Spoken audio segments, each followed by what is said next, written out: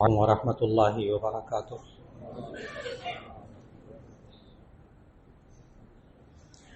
نحمده ونصلي على رسوله الكريم، اما بعد فاعوذ باللہ من الشیطان الرجیم، بسم اللہ الرحمن الرحیم۔ انا انزلناه في ليلة القدر وما ادراك ما ليلة القدر، ليلة القدر خير من 1000 شهر، تنزل الملائكة والروح فيها بإذن ربهم من كل سلام هي حتى مطلع الفجر، صدق اللہ العظیم۔ اللہ رب العزت نے ہم سب کو رمضان المبارک کے یہ بابرکت لمحات عطا فرمائے۔ اس میں اللہ نے آپ سب کو روزے رکھنے کی توفیق عطا فرمائی، نمازیں ادا کرنے کی توفیق عطا فرمائی، قرآن حکیم کی تلاوت کی توفیق عطا فرمائی۔ اللہ تعالیٰ تمام عبادتوں کو قبول فرما لے۔ اور پھر اللہ رب العزت نے یہ دن اور یہ رات جن کا خالق اللہ ہے، اس اللہ نے ہمیں بعض راتوں کی زندگی میں فضیلت بتائی۔ ان میں سے ایک رات یہ شب قدر کی رات ہے، جو یہ آنے والی آئندہ عشرے میں، آج 16واں روزہ ہے، اور پھر انشاءاللہ اگلا جو جمعہ ہوگا اس کو تقریباً 23واں روزہ ہوگا، تو اس وقت تک طاق راتیں شروع ہو چکی ہوں گی۔ اس لیے اس جمعے میں شب قدر کے موضوع کو لیا، اور اللہ نے اس رات کے بارے میں پوری سورت نازل کی، سورۃ القدر نازل کی۔ ہمیں اس کے بارے میں اس کے آنے سے پہلے کچھ معلومات ایسی ہونی چاہیے جو اللہ اور اس کے رسول صلی اللہ علیہ وسلم نے ہمیں بتائیں، جس سے ہمیں اس رات کے مرتبے اور اس کی قدر ہماری ذہنوں میں ہوگی، تو انشاءاللہ العزیز اللہ تعالی ہمیں اس سے خوب فائدہ اٹھانے کی توفیق عطا فرما دے گا۔ نبی کریم صلی اللہ علیہ وسلم پر یہ سورۃ القدر جب نازل ہوئی تو اس کے شان نزول میں مفسرین لکھتے ہیں کہ نبی کریم صلی اللہ علیہ وسلم صحابہ کرام رضوان اللہ علیہم اجمعین کے سامنے مختلف امتوں کی اور مختلف انبیاء کی عمریں بتا رہے تھے کہ گزشتہ امتوں کی جو عمریں ہوتی تھی وہ ہزار سال ایک بندے کی عمر ہوتی تھی۔ یہاں تو 100 سال گزارنے اور 70-80 سال گزارنے مشکل ہو جاتے، اور وہاں ایک ایک بندے کی عمر 100 سال، ہزار سال۔ بعض حضرات پوچھتے بھی ہیں کبھی کبھی کہ کیا وہ روایات مستند ہیں کہ جن میں یہ آتا ہے کہ گزشتہ امتوں کی عمریں جو تھیں وہ ہزار سال ہوتی تھی، انبیاء کی عمریں ہزار سال ہوتی تھی، کیا واقعی روایات مستند ہیں؟ اس میں ذہن میں رکھیے گا کہ ساری روایات ایک طرف اور قرآن مجید کی ایک آیت ایک طرف، کہ اللہ تعالیٰ نے نوح علیہ السلام کے بارے میں بتایا، وَلَقَدْ أَرْسَلْنَا نُوحًا إِلَىٰ قَوْمِهِ فَلَبِثَ فِيهِمْ أَلْفَ سَنَةٍ إِلَّا 50 عاما۔ ہم نے نوح علیہ السلام کو ان کی قوم کی طرف بھیجا، فَلَبِثَ فِيهِمْ أَلْفَ سَنَةٍ، تو وہ اپنی قوم میں 1000 سال ٹھہرے رہے، الا 50 عاما، 50 سال کم، یعنی 950 سال۔ وہ الگ بات ہے کہ بعض مفسرین نے کہا کہ یہاں 950 سال یہ ان کی نبوت کی زندگی مراد ہے، اصل زندگی اس سے بھی زیادہ، لیکن چلے آپ پوری عمر بھی 950 سال لگا لیں تو 1000 سال سمجھ میں آیا نوح علیہ السلام کی عمر مبارک۔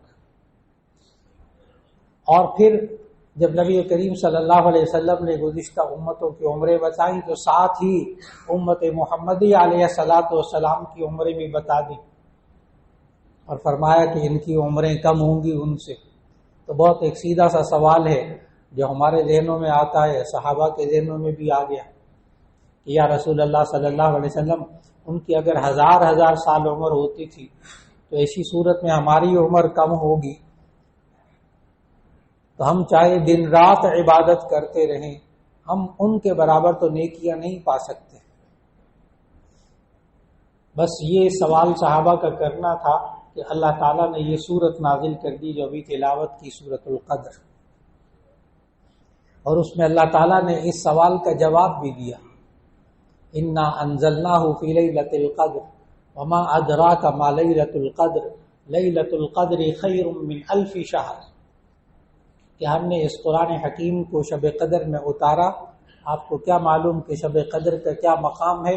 لیلۃ القدر خیر من الف شہر، یہ شب قدر 1000 مہینوں سے بہتر ہے، خیر من الف شہر، 1000 مہینوں سے بہتر ہے۔ 1000 مہینوں کو اگر آپ سال پہ ڈیوائیڈ کریں، تقسیم کریں، 12 پہ 1000 کو تقسیم کریں تو جواب آئے گا 83 سال 4 مہینے، 83 سال 4 مہینے، 83 years and 4 months۔ ایک رات، ایک رمضان میں ایک شب قدر پالی اور اس میں عبادت کر لی تو اس بندے کو 83 سال 4 مہینے کا ثواب ملے گا عبادت کرنے کا۔ اور اگر 15-20 سال 22 سال کی عمر میں یہ بات سنی، چلے 30 سال کی عمر میں، چلے 40-50 سال کی عمر میں یہ بات سن لی اور پھر آنے والے رمضانوں میں ہر رمضان میں آخری عشرے کے اندر عبادت کر لی تو ایسی صورت میں گزشتہ امتوں کی نیکیاں بہت پیچھے رہ جائیں گی اور اس امتی کی نیکیاں بہت آگے چلی جائیں گی انشاءاللہ۔ اللہ نے اتنا فضل و کرم فرمایا اس امتی پر،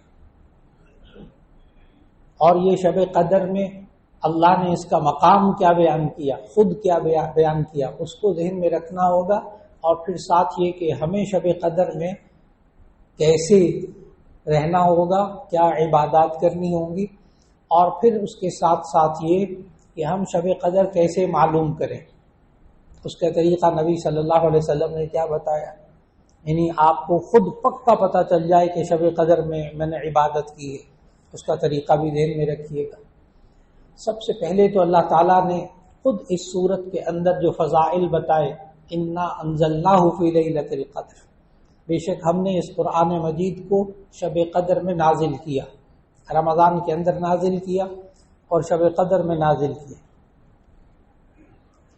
آپ حضرات کے علم میں ہے کہ نبی صلی اللہ علیہ وسلم پر قرآن مجید جو ہے وہ 23 سال کے عرصے میں آہستہ آہستہ نازل ہوتا رہا۔ تو جب ہم سیرت کی کتابوں میں یہ پڑھتے ہیں کہ قرآن مجید 23 سال کے عرصے میں نازل ہوتا رہا، تو پھر اس آیت کا کیا مطلب ہوگا کہ ہم نے قرآن حکیم کو شب قدر میں اتارا؟ یہ تو یکدم اتارنے کا ذکر ہے، یہ تو ایک رات میں اترنے کا ذکر ہے۔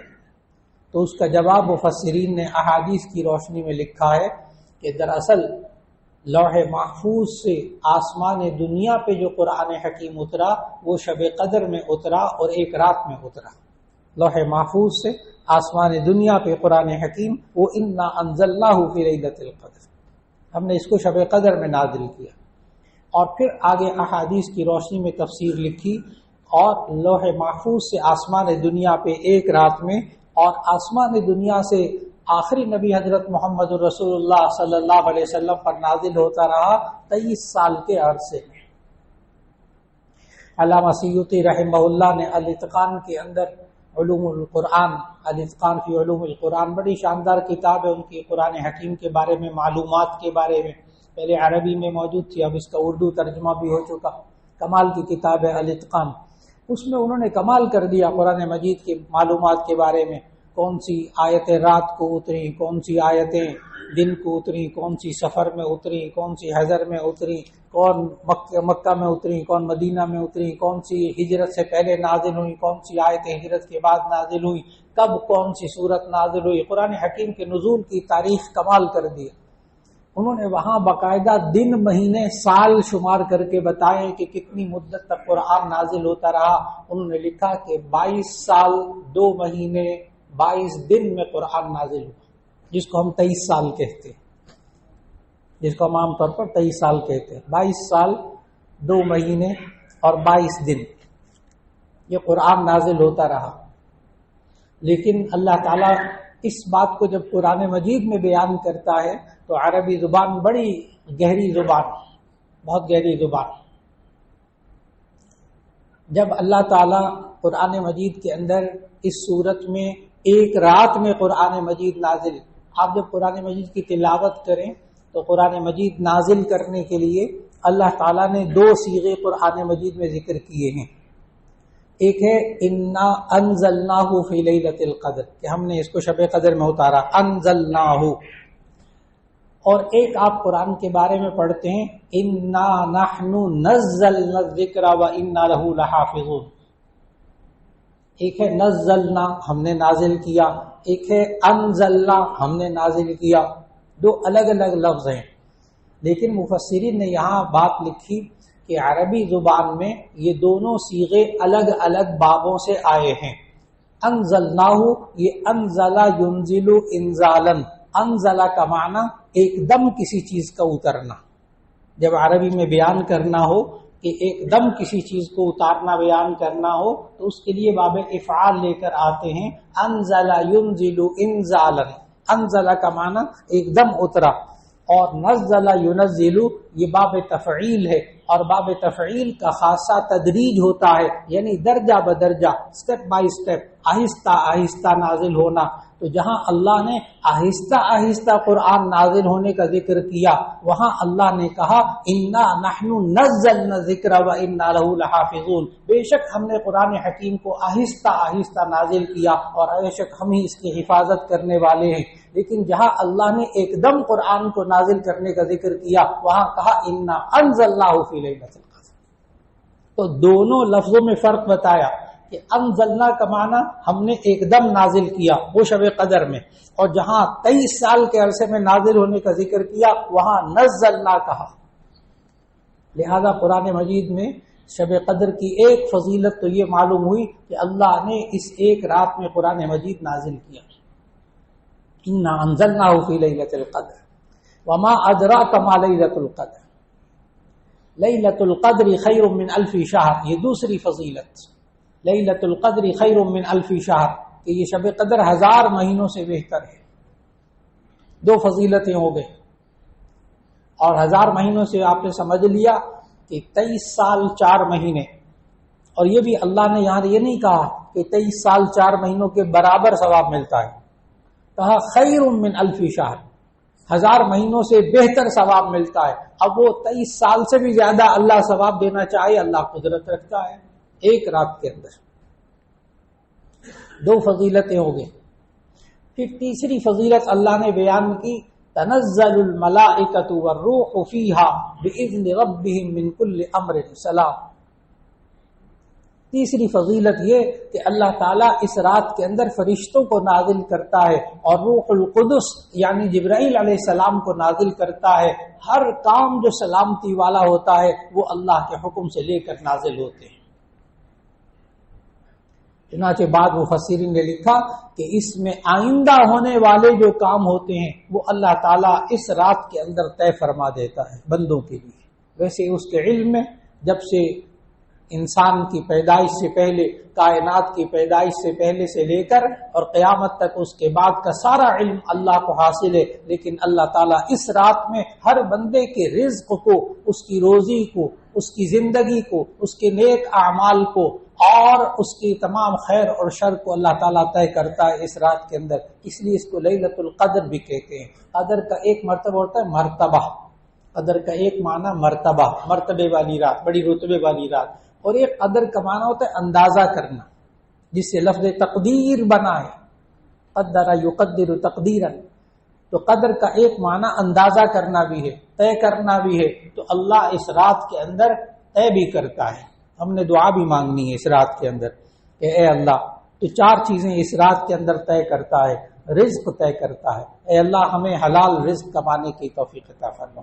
اور پھر اس رات میں یہ دعا مانگنی ہے کہ اے اللہ اس رات کے اندر تو عمریں بھی، زندگیوں کو بھی طے کرتا ہے. تو اے اللہ جب تو اس رات میں طے کر لے کہ ہمیں زندوں میں رکھنا ہے اس پورا سال، تو اے اللہ ہمیں اپنی نیکی، طاقت، طاعت، تقوی، پرہیزگاری، گناہوں سے بچانے والی زندگی ہمیں پوری زندگی عطا فرما. اے اللہ اگر اس سال زندہ رکھنا ہے تو ہمیں ایمان اور اعمال صالحہ کے ساتھ زندہ رکھ. اور یہ بھی دعا مانگنی ہے کہ اے اللہ اگر ہمیں اس سال کے دنیا سے جانے والے لوگوں میں شمار کر لیا ہے تو اے اللہ توبہ اور استغفار کر کے گناہوں کی معافی مانگ کر پھر اس دنیا سے جانے کی توفیق عطا فرما اور ایمان والی موت نصیب فرما. ہماری زبان پہ کلمہ طیبہ ہو جب اس دنیا سے جا رہے ہوں، ایمانی کیفیات ہو جب اس دنیا سے جا رہے ہوں، اور پھر اس رات میں یہ بندہ مانگے کہ اے اللہ تو نے اس رات کے اندر ہمارے اعمال کو طے کرنا ہے، اے اللہ ہمارے نیک اعمال کو ہمارے لیے طے کر دے، اور جو گناہ اگر ہو جائے انسان ہونے کی حیثیت سے تو اے اللہ ان کی معافی مانگنے کی توفیق عطا فرما دے. اور پھر اللہ اس رات میں یہ بھی طے کرتا ہے کہ یہ بندہ شقی ام سعید، کہ یہ نیک بخت ہوگا یا بدبخت ہوگا، اس کا نیک نصیب ہوگا یا اچھا نصیب ہوگا یا برا نصیب ہوگا، یہ بھی اللہ طے کرتا ہے. تو اللہ سے یہ دعا مانگنی ہے کہ اے اللہ ہم سب کے نصیب کو اچھا کر دے، اے اللہ ہم سب کے نصیب کو اچھا کر دے. خاص طور پر اپنے بچوں اور بچیوں کے لیے بہت دعا مانگا کریں کہ اے اللہ ہم سب کے بچوں اور بچیوں کا نصیب اچھا کر دے. پہلے تو لوگ یہ دعا مانگا کرتے تھے اللہ ہماری بچیوں کا نصیب اچھا کر دے، اب تو بڑا ڈر لگتا ہے، اب تو بچوں کے لیے بھی دعا مانگنی پڑتی ہے، اے اللہ ہمارے بچوں اور بچیوں دونوں کا نصیب اچھا فرما دے. ہم اپنے لیے نصیب اچھا ہونے کی دعا کیجیے اس رات کے اندر. یہ اللہ تعالیٰ نے خود اس رات کی فضیلت بتائی، اور پھر آخر میں اللہ نے فرمایا اس سورت کے آخر میں یا حتی مطلع الفجر، یہ صبح صادق کے طلوع ہونے تک رہتی ہے. یا حتی مطلع الفجر، وقت بھی بتا دیا کہ شب قدر کا وقت کب تک رہتا ہے، وہ بھی اس صورت کے اندر بتا دیا. یا حتی مطلع الفجر، کہ یہ صبح صادق کے طلوع ہونے تک رہتی ہے. اور کب سے شروع ہوتی ہے یہ بھی اللہ نے قرآن میں اسی صورت میں بتایا. شب قدر کب شروع ہوتی ہے وہ بھی اس صورت میں بتایا. پہلی آیت میں انا انزلناہ فی لیلۃ القدر، بے شک ہم نے اس قرآن حکیم کو شب قدر میں اتارا، لیلۃ القدر میں. اور لیلہ شروع ہوتی ہے یعنی رات شروع ہوتی ہے سورج کے غروب ہونے کے بعد. سورج کے غروب ہونے کے بعد رات شروع ہو جاتی ہے، اور کب ختم ہوتی ہے صبح صادق تک، سورج نکلنے تک نہیں. جو اللہ نے اس سورت میں بتایا اس رات کب تک ختم ہوتی ہے، صبح صادق تک. اور شروع کہاں سے ہوتی ہے، سورج کے غروب ہونے کے بعد. یہ خاص وجہ سے یہ دو جملے میں بار بار عرض کر رہا ہوں، خاص وجہ سے. اور وہ وجہ یہ ہے کہ بہت سے حضرات رمضان میں نا رات کو تراویح کے بعد ملتے ہیں تو وہ کہتے ہیں بس آج شب قدر کا امکان ہے، آج عبادت بھی کرنی ہے. تراویح کے بعد ملتے ہیں نا، کہتے ہیں آج تاخراتے ہیں تو آج عبادت بھی کرنی ہے. میں نے کہا ابھی کی تو نہیں ہے، کہ لیکن نہیں ابھی شروع نہیں کی، ابھی کرنی ہے. پھر کبھی فون آتا ہے کہ ہم اس رات کو کیا عبادت کریں، تراویح کے بعد فون آتا ہے اس رات میں کیا عبادت کریں. پھر ان کو سمجھاتا ہوں آپ نے عبادت کر لی، آپ نے عبادت کر لی. بڑی توجہ سے اس بات کو سننا ہے. میں نے عرض کیا کہ شب قدر کب شروع ہوتی ہے، سورج غروب ہونے کے بعد. تو آپ نے جب مغرب کی نماز پڑھی تو آپ نے شب قدر میں عبادت کی. یہ بہت سے حضرات کے ذہنوں میں نا یہ والی بات نہیں ہوتی، وہ کہتے رات کو کرنی ہے عبادت. جی آپ کر چکے، ابھی بھی کر لی اور کر لیجئے گا، لیکن کر لی. آپ مغرب کی نماز پڑھیں گے تو شب قدر کی عبادت میں شمار ہوگا. آپ سنتیں پڑھیں گے، نفل پڑھیں گے تو لیلۃ القدر شروع ہو چکی ہے نا. اس کے بعد آپ قرآن مجید کی تلاوت مغرب کے بعد بھی کریں گے تو شب قدر. اور پھر آپ عشاء کی نماز پڑھیں گے تو وہ بھی شب قدر کی عبادت میں ہے. پھر آپ تراویح پڑھیں گے تو وہ بھی شب قدر کی عبادت میں ہے. اس لیے آپ سب حضرات جو تراویح پڑھتے ہیں بہت اچھی طرح ذہن میں رکھیں کہ وہ شب قدر کی عبادت کرتے ہیں. الحمدللہ اللہ اس سے بڑھ کر بھی آگے توفیق عطا فرما دے، باقی رات کے اندر بھی توفیق عطا فرما دے. اور پھر نبی کریم صلی اللہ علیہ وسلم نے ہمیں کتنی رحمت والی باتیں بتائیں، اس کو ذہن میں رکھنا چاہیے. ایک بات تو یہ بتائی کہ تم شب قدر کو تلاش کرو، تو کیسے کرو؟ خود صحابہ کرام رضوان اللہ علیہ مجمعین نے نبی صلی اللہ علیہ وسلم سے سوال کیا یا رسول اللہ صلی اللہ علیہ وسلم ہم شب قدر کو کیسے تلاش کریں؟ تو نبی صلی اللہ علیہ وسلم نے فرمایا تحروا لیلۃ القدر فی عشر الاخر من رمضان او کما قال علیہ الصلوۃ والسلام، تم شب قدر کو رمضان کے آخری عشرے میں تلاش کرو. پھر ایک حدیث میں فرمایا کہ بار بار فرمایا اصرار کر کے تم شب قدر کو طاق راتوں میں شمار کرو، طاق راتوں میں تلاش کرو. اب طاق راتیں جو دو پر تقسیم نہ ہو سکیں، 21ویں رات، یہ اس لیے آج جمعے کا موضوع رکھا کہ آئندہ جمعے کو 23واں روزہ ہوگا، یعنی 23ویں رات گزر چکی ہوگی، یعنی 2 طاق راتیں گزر چکی ہوں گی۔ گزشتہ جمعہ جب آئے گا انشاءاللہ تو 2 طاق راتیں گزر چکی ہوں گی، تو 21ویں، 23ویں، 25ویں رات، 27ویں رات اور 29ویں رات، یہ طاق راتیں سب کے سب شب قدر اس میں لازمن ہوگی۔ ہر رمضان کے آخری عشرے میں لازمن شب قدر ہوتی ہے۔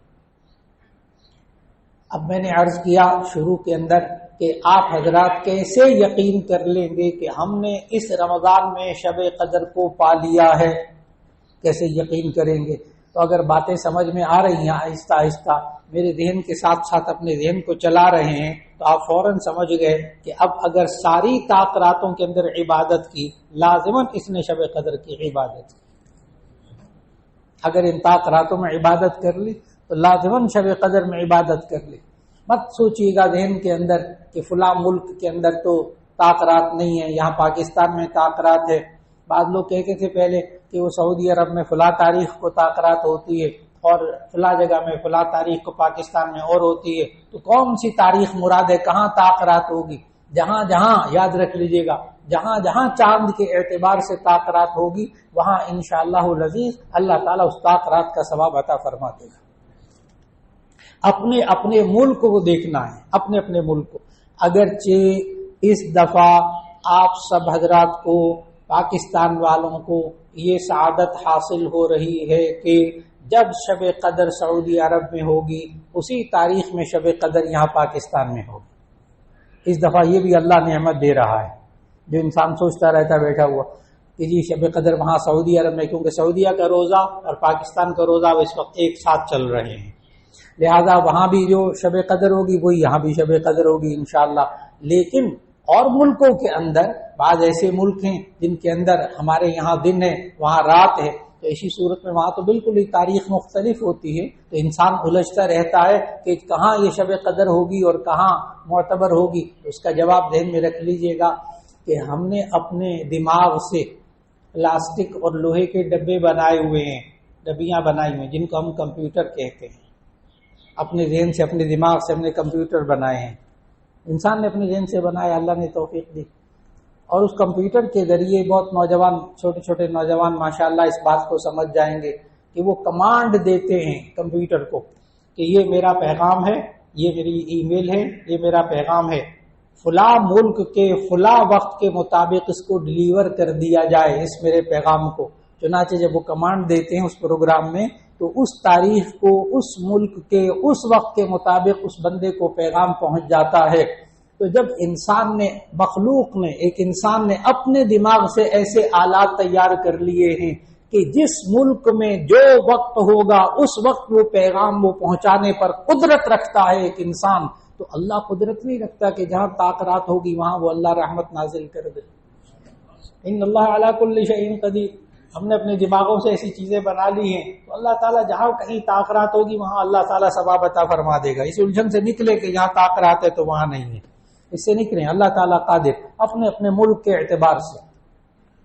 اور اس طاق رات کے اندر آپ نے اب یہ سمجھ لیا کہ سورج غروب ہونے کے بعد سے لے کے رات تک، اور اللہ تعالیٰ نے سورۃ الفرقان میں رحمان کے بندوں کی جو خصوصیات بتائی ہیں اس میں سے ایک خصوصیت وعباد الرحمن الذین یمشون علی الارض ہونا واذا خاطبهم الجاہلون قالوا سلاما والذین یبیتون لربهم سجدا وقیاما، تو رحمان کے بندوں کی ایک یہ خصوصیت بھی اللہ نے قرآن میں ذکر کی ہے، والذین یبیتون لربهم سجدا وقیاما، وہ لوگ کہ جو اپنے رب کے سامنے راتیں گزارتے ہیں سجدے اور قیام کی حالت میں۔ یہ رحمان کے بندوں کی خصوصیت اللہ نے ذکر کی، صرف رمضان میں نہیں، عام حالات میں بھی۔ والذین، پھر ترجمہ کروں گا، اس بات کو سمجھیے گا، والذین یبیتون لربہم سجدا وقیاما، وہ لوگ کہ جو اپنے رب کے سامنے ساری رات گزار دیتے ہیں سجدہ کرتے ہوئے اور قیام کرتے ہوئے۔ اب آپ اور ہمارے ذہنوں میں تو یہی بات آتی ہے نا، مولانا سونا بھی ہے، سونا بھی تو ہے، آرام بھی تو کرنا ہے، اور ساری رات عبادت کرتے رہیں گے تو سوئیں گے کہاں سے؟ اب نبی صلی اللہ علیہ وسلم کی حدیث سنیے گا، جامع ترمذی کی حدیث سنیے گا، شب قدر میں، ان رمضان کی راتوں میں، آخری طاق راتوں میں آپ کو ساری رات ثواب مل جائے گا عبادت کرنے کا، اگر وہ حدیث ذہن میں رہ گئی تو۔ جامع ترمذی کی حدیث، نبی صلی اللہ علیہ وسلم نے ارشاد فرمایا، جو کوئی بندہ عشاء کی نماز، یہ والی روایت جو ہے وہ فضائل نماز میں شیخ الحدیث مولانا زکریا صاحب رحمہ اللہ نے بھی یہ روایت لکھی ہے، آسان ترین حوالہ جنہوں نے دیکھنا وہاں دیکھیں یہ روایت فضائل نماز میں، فضائل اعمال کے اندر یہ روایت موجود۔ جو بندہ جماعت کے ساتھ عشاء کی نماز پڑھتا ہے اور پھر فجر کی نماز جماعت کے ساتھ پڑھتا ہے، گویا کہ وہ ساری رات عبادت میں لگا رہا، ساری رات قیام میں رہا، ساری رات سجدوں میں رہا۔ تب عشاء کی نماز جماعت کے ساتھ، فجر کی نماز جماعت کے ساتھ، جو خواتین سن رہی ہوں گی وہ سوچتی ہوں گی کہ جی ہم تو پھر یہ فضیلت نہیں پائیں گے، جی ان پر جماعت کی نماز لازم نہیں ہے، وہ گھر میں بھی جماعت عشاء کی نماز اکیلے پڑھیں گی خواتین، اور گھر میں خواتین اکیلے فجر کی نماز پڑھیں گی تو اللہ ان کو بھی یہ ثواب عطا فرما دے گا۔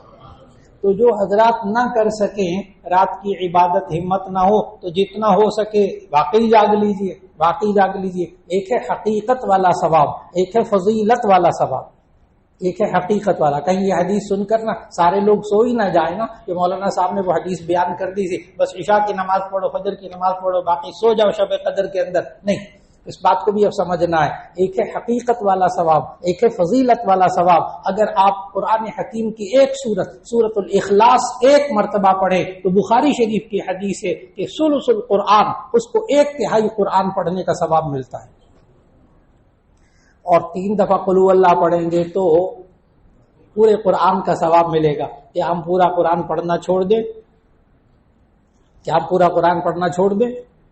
اسی طرح ایک اور حدیث نبی صلی اللہ علیہ وسلم نے فرمایا، جو بندہ فجر کی نماز پڑھے، یہ بھی کوشش کیجئے رمضان میں، کوشش کیجئے رمضان میں یہ والے کہ نبی صلی اللہ علیہ وسلم نے فرمایا، جو بندہ فجر کی نماز پڑھے اور اپنی جگہ بیٹھا رہے اور اللہ کا ذکر کرتا رہے یہاں تک کہ سورج طلوع ہو جائے، پھر 2 رکعت وہ نفل پڑھ کے مسجد سے اشراق کے باہر نکلے، اس کو 1 حج اور 1 عمرے مقبول کا ثواب ہوتا ہے۔ مولانا یہ تو آپ نے بڑا اچھا نسخہ بتا دیا، پھر 11 لاکھ 12 لاکھ خرچ کرنے کی ضرورت تو نہیں ہے، یہ تو 1 حج اور 1 عمرے کا ثواب مل گیا۔ اس کا جواب پھر وہی، ایک حقیقت والا ثواب، ایک فضیلت والا ثواب۔ جو بندہ ساری رات شب قدر میں جاگے گا اس کو حقیقت والا ثواب ملے گا، اور جو عشاء اور فجر کی نماز پڑھ کر بیچارہ بزرگ نیند بھی آ رہی تھی، کمزور بندہ سو گیا، اللہ اس کو بھی ثواب عطا فرمائے گا، لیکن فضیلت والا ثواب۔ تو حقیقت والا ثواب پانے کی بھی کوشش ہو جائے اور فضیلت والا ثواب پانے کی بھی کوشش ہو جائے۔ اور حضرت عائشہ رضی اللہ عنہ، بعض لوگ پوچھتے ہیں مولانا یہ شب قدر میں کون سی دعا مانگے زیادہ، یہ والا سوال نبی صلی اللہ علیہ وسلم سے حضرت عائشہ رضی اللہ عنہ نے سوال کر دیا، یا رسول اللہ صلی اللہ علیہ وسلم اگر میں شب قدر کو پالوں تو میں کیا دعا مانگوں؟ تو نبی صلی اللہ علیہ وسلم نے دعا سکھائی۔ دیکھیے خود دعا سکھائی ہے نا، اللہ قبول بھی کرے گا، اللہ قبول بھی کرے گا۔ آسان سی چھوٹی سی دعا، ہر ایک کو یاد ہو جانی چاہیے، کہ بہت سو کو یاد ہے الحمدللہ۔ حضرت عائشہ رضی اللہ عنہ نے جب سوال کیا رسول اللہ صلی اللہ علیہ وسلم میں شب قدر پاؤں تو میں کیا دعا مانگوں؟ فرمایا یہ دعا مانگا کرو، اللہم انک عفو تحب العفو فاعف عنی، یہ ایک کے لیے، واحد کے لیے، اور اگر جمع کے لیے مانگنی ہو تو عنا، اللہم انک عفو تحب العفو فاعف عنی۔